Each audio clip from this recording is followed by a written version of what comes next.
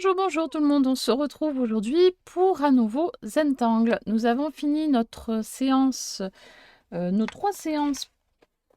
Alors, pour finir ce mandala comme ceci, avec donc les Zentangles différents pour le remplir, et bien maintenant nous allons commencer un nouveau Zentangle, celui-ci, la petite libellule. Voilà. Et nous allons faire 3 schémas en pas à pas ensemble. Pas 3 schémas, oui, on va dire 3 Zentangles ensemble. Voilà. J'en profite pour vous remercier tous déjà d'être abonnés à ma chaîne parce que vous êtes de plus en plus nombreux à me suivre. Et donc, ça c'est super, ça me fait vraiment énormément plaisir. Voilà, je fais un petit coucou également à un jeune homme qui s'est mis à faire du Zentangle, voilà, et à qui j'ai envoyé le petit Zentangle du jour. Voilà, comme ça il pourra le faire en même temps que moi. Voilà, si jamais ça vous intéresse, envoyez-moi un petit commentaire pour me dire: «Ah ben moi aussi j'aimerais bien avoir le schéma de la libellule pour pouvoir le faire». Dans ce cas-là, je pourrais vous envoyer par mail le dessin, voilà, que je suis en train de faire là actuellement. Voilà, n'hésitez pas, hein, c'est les vacances donc je suis un peu plus disponible. Après, à la rentrée, forcément je serai un peu moins, donc je sais pas comment on s'organisera à ce moment-là. On verra, on va pas on va pas trop y penser pour le moment, c'est les vacances. Allez, c'est parti, on va se mettre sur les mains et on va faire le premier dessin. Alors, hop, le premier dessin, c'est le numéro 1. Il est très très simple. Donc, on peut se munir donc de son petit stylo. Et le schéma numéro 1, il est vraiment très très simple. Ça va être ceci, une sorte de tissage. Donc, le numéro 1, il se situe au niveau des ailes. Il s'agit de ce trait ici. Voilà, comme ceci. La deuxième aile ici et les deux autres ailes à l'opposé. Alors, moi je vais commencer par l'intérieur. Alors attendez, je trouve une position qui soit agréable pour tout le monde. Sinon, je vais changer de plan. Bon, c'est pas grave. On revient sur ce plan-là et je vais faire attention à ne pas faire du hors-champ. Alors c'est parti, nous allons faire le numéro 1 qui est ici et c'est une sorte de tissage. Donc on fait par exemple, on décide de faire 4 traits et on fait 4 traits qui montent par exemple. 1, 2, 3, 4 et en partant vers la droite. Ensuite on fait 4 traits en partant de la pointe.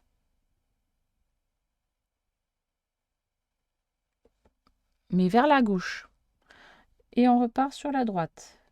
1, 2, 3, 4. On part de la pointe. 1, 2, 3, 4. Et ainsi de suite.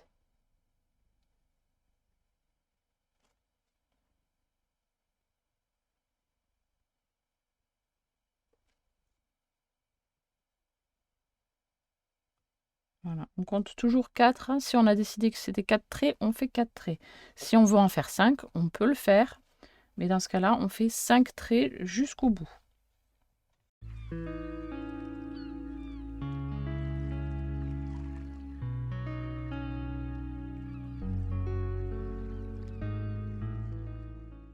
Voilà le rendu pour ce premier dessin là sur le bord de l'aile. Hop, et donc on fait les 3 autres. Voilà, c'est parti.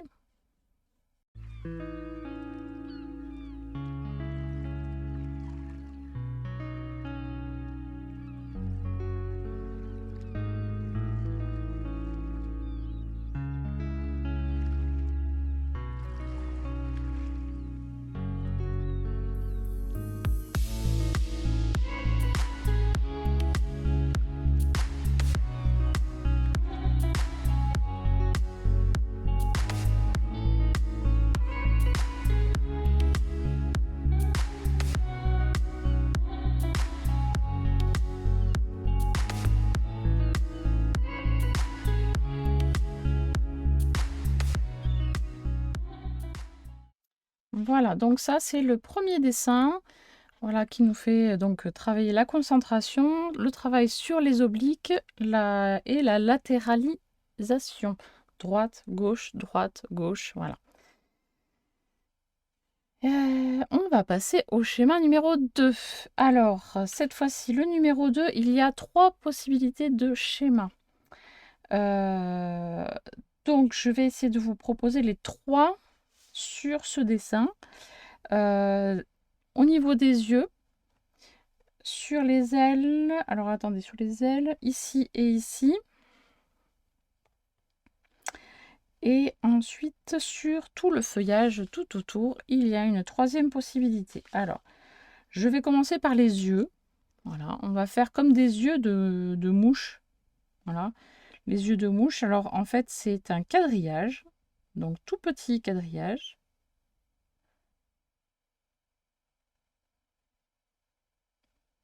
Voilà, donc on trace les horizontaux et on va faire les verticaux.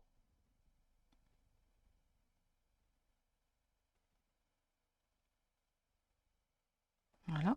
Et on va colorier, on va dire, une case sur 2, voilà, comme un damier de jeu de dames ou de jeu d'échecs. Voilà.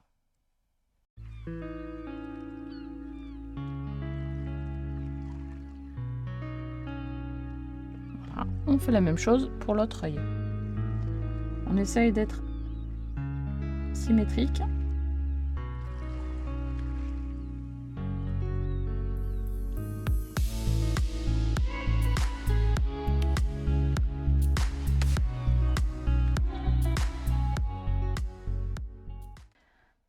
Ça, c'est la première possibilité.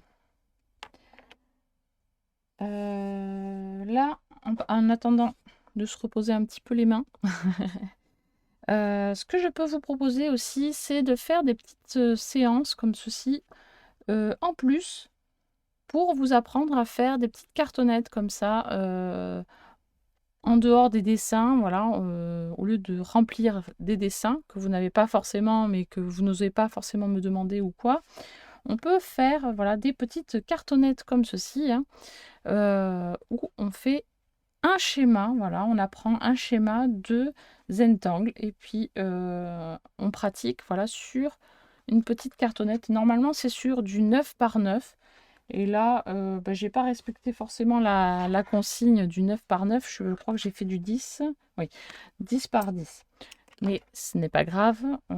Comme c'est quelque chose que l'on garde pour soi, pour se faire une petite, on va dire, une petite collection ou un petit affichage perso. Ou, voilà, donc on peut se faire son propre format.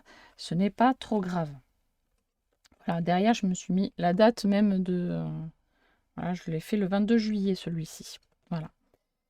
Donc, si ça vous intéresse de faire ce genre de petites cartonnettes, voilà, vous n'hésitez pas à me le dire en commentaire. Comme ça, je prévoirai des vidéos supplémentaires sur le sujet. Voilà, de temps en temps, pourquoi pas. Pourquoi pas. Allez, on passe à une autre partie des ailes, par exemple. Hop, cette fois-ci, on va faire un damier. Toujours pareil.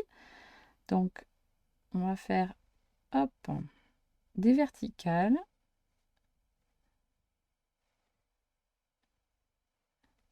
Et des horizontales.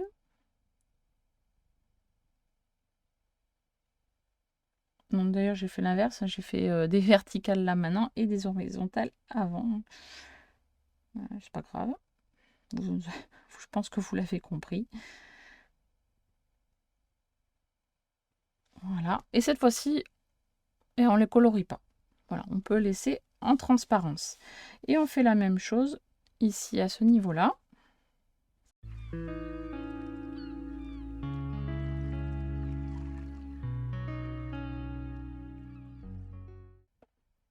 Là, sur celui-là, on travaille la régularité des petits carreaux. Voilà, alors ensuite, j'avais pas vu que sur le corps, il y en avait 2 ici. Alors, soit vous reproduisez, par exemple, soit celui-là, soit celui-là. Moi, j'ai envie de refaire comme les yeux à ce niveau-là. Mais après, vous faites comme vous voulez. Voilà, c'est à vous de voir. Moi, donc, je vais faire déjà le quadrillage.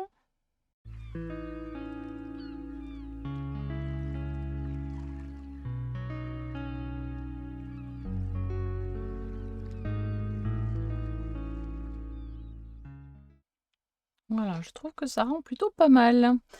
Allez, l'autre version du numéro 2, donc c'est sur les feuillages. Donc, il y a un pétale.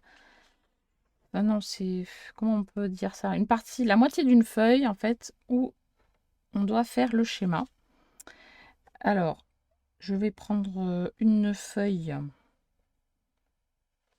Je vais prendre celle du bas pour vous montrer le dessin à faire. Il est vraiment très très simple parce que ça représente ce qu'il y a dans la nature. Ce sont des veines de feuilles.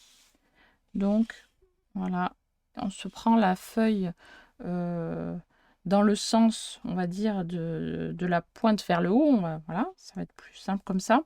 Et là, on va remplir avec les veines de la feuille. Voilà, tranquillement.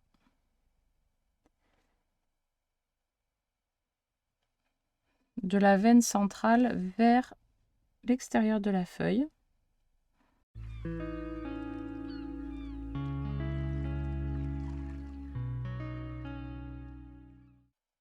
Voilà, donc vraiment hyper facile. Voilà, on prend son temps, on met à peu près, j'ai mis 0,5 à peu près de distance entre chaque trait. Voilà, si vous voulez un petit peu un ordre d'idée. Voilà. Bon, du coup, je ne vais pas vous montrer toutes les feuilles là maintenant, mais c'est pareil, voilà. Sur toutes les feuilles, il n'y a que la moitié d'une feuille où on fait ce schéma. Ensuite, le dessin numéro 3. Le dessin numéro 3, alors, il s'agit de celui-ci. Voilà. Et il n'y en a pas beaucoup sur le dessin. Il n'y a que la zone de la tête ici et un tout petit peu sur le corps, là, au milieu, là. L'attache des ailes. Et sinon, je n'en vois pas d'autres sur la libellule. Donc, comment vous expliquer parce que les formes sont complètement différentes. Alors, on va partir sur la tête ici. On va prendre cette zone ici et on va inclure le bout de la tête, voilà, comme ceci. Et on va faire la forme à l'intérieur. Donc, je vais partir de la pointe ici à l'intérieur. Je vais faire...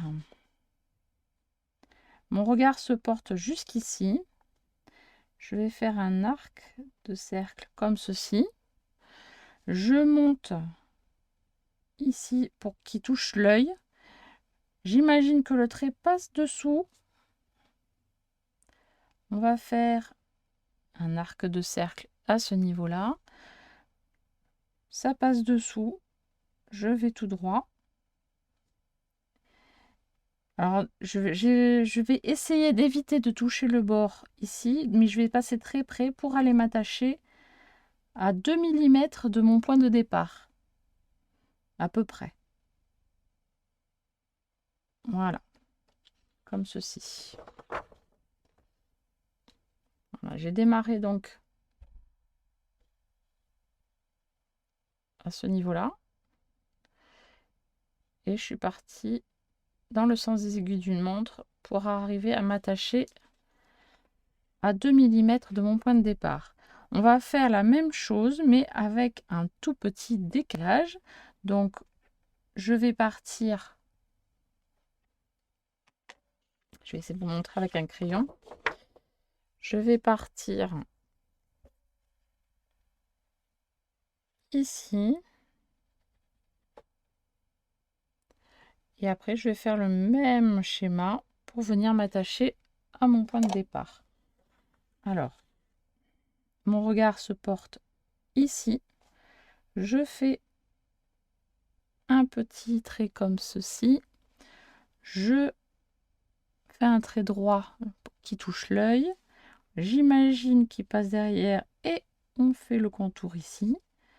on y passe derrière, je fais un trait tout droit, mais je ne touche pas. Attention à laisser un petit espace et je vais à 2 mm de mon point de départ, comme ceci. Et ainsi de suite jusqu'à toucher le bout du bout. Donc je fais un point de départ à 2 mm. Mon regard se porte ici. Hop, un trait tout droit, un petit arc de cercle, un tout petit trait droit et je m'attache au point de départ. Et on continue. Un petit décalage.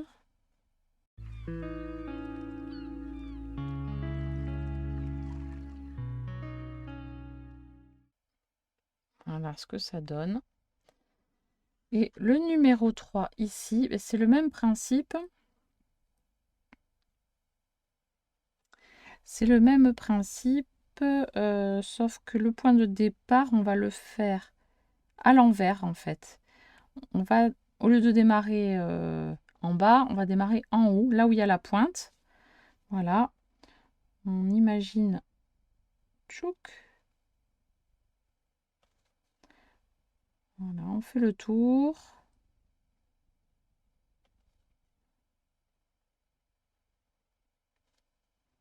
Voilà, on vient s'attacher à la petite bulle, on va dire. On suit le corps ici, on s'attache à la bulle et on va s'attacher à 2 mm du point de départ. Et ainsi de suite, on continue.